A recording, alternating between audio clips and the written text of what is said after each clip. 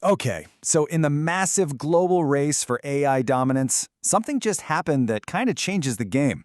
A brand new chip has shown up that seems to defy all the odds, challenging the very best in the business, even though it was built by a company under some of the most intense tech sanctions in the world.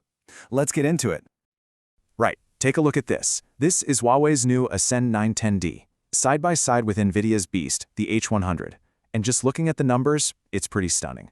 The 910D actually beats the H100 on raw performance, which is critical for training AI. And get this, it does it using half the power.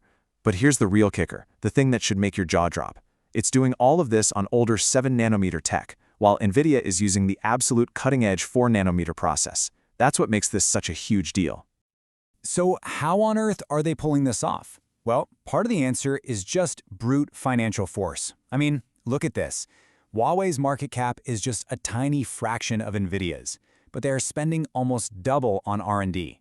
We're talking $24 billion. This isn't just a business plan, you know? This is a flat-out declaration that they are going to get tech independence no matter what it costs. And that leads us to the real mystery here. It's one thing to throw money at a problem. It's another thing entirely when US sanctions are actively designed to block you from getting the world's best chip-making tools and software. So how is a breakthrough like this even possible? Well, the answer is a lot bigger than just one company. The secret here, it isn't just hidden away in some Huawei lab. No, it's found in the massive, systemic engine of state support that's driving this whole thing. So let's unpack the machinery that's really powering this ambition. This quote from a new Rhodium Group report, man, it just nails it. The point they're making is that China's industrial policy isn't just about a few handouts here and there. No, it's a fundamental, systemic distortion of the entire market on a scale that's just different from anything you see anywhere else. To really get this, we need to break China's state support system down into two different playbooks. You've got the conventional tools, stuff that a lot of countries use, and then you have the unconventional playbook, which is where China's approach really goes off the rails. Let's start with what looks familiar. So conventional support is, the usual stuff. Direct government grants, tax breaks, cheap loans, that kind of thing. These are pretty standard tools that lots of countries use to boost certain industries. The difference here, as you're about to see, isn't what they're doing, it's the absolutely overwhelming scale they're doing it on. And this chart just lays it all out. When you look at direct government grants as a piece of the whole economy, China's spending just blows everyone else out of the water. In fact, one study found that back in 2020, over 98% of all the big, publicly listed companies in China got some kind of government subsidy. This isn't targeted support. It's a tidal wave of cash washing over the whole system. Okay, now for the second playbook, non-conventional support. And this is where the strategy gets really interesting. This is the hidden stuff. The systemic advantages, they don't show up on a balance sheet as a subsidy, but they have the exact same effect. We're talking about a financial system driven by politics, regulations designed to protect home companies, and direct state influence over corporate decisions. This is the secret sauce. So how does this actually play out? Well, first up, you have state-influenced banks that just provide a never-ending line of credit to the companies the government likes. It's what they call soft budget constraints. Basically, a giant safety net that lets them take huge risks. Then, you've got local governments building these insane industrial parks, giving companies top-notch facilities for next to nothing. On top of that, regulations are used to create a walled garden, protecting domestic companies from foreign competition so they can grow huge. And finally, the state acts like a coach, getting all these players to work together as a national team instead of just competing with each other. And if you want to grasp the sheer firepower behind all of this, just look at this number, $58 trillion. That's the total value of China's banking system. It's an ocean of capital that has just exploded since 2008. This is the financial fuel for the entire strategy.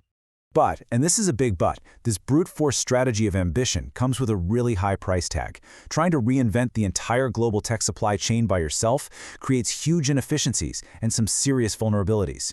You start to see cracks in the armor. Yeah, this state-driven model, it's not some magic bullet. It's a trade-off, right? You gain some independence, sure, but you lose a ton of efficiency along the way. The goal is to build a tech industry that can stand on its own, but the road to get there is incredibly expensive and full of pitfalls. And here's the bill. This is what it actually costs.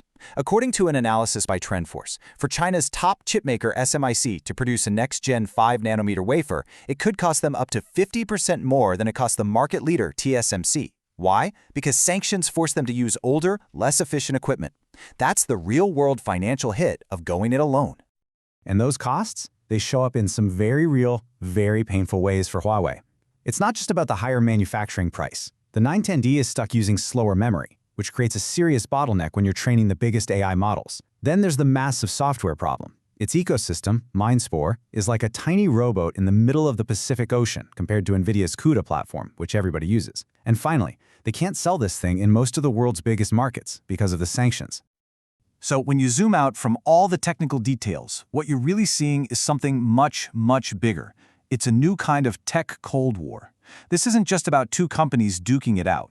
It's a clash between two totally different visions for how technology, business, and government should work together.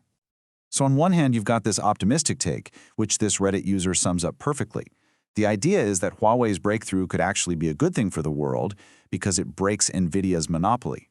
The argument goes that this will give powerful AI tools to countries and developers who've been locked out of the current system, and maybe, just maybe, it'll spark a whole new wave of innovation. But then there's the flip side, a much more cautious, even worrying point of view. The Rhodium Group warns that this state-fueled model is built to create massive overproduction. China will make way more chips than its own market can absorb, and that surplus is going to flood the rest of the world, sold at subsidized prices. That undercuts fair competition, messes up entire industries, and almost certainly leads to more trade wars. So this all leaves us with a huge, fundamental question. As technology and national security get tangled up so tightly that you can't separate them, can the global system we've relied on for decades actually adapt?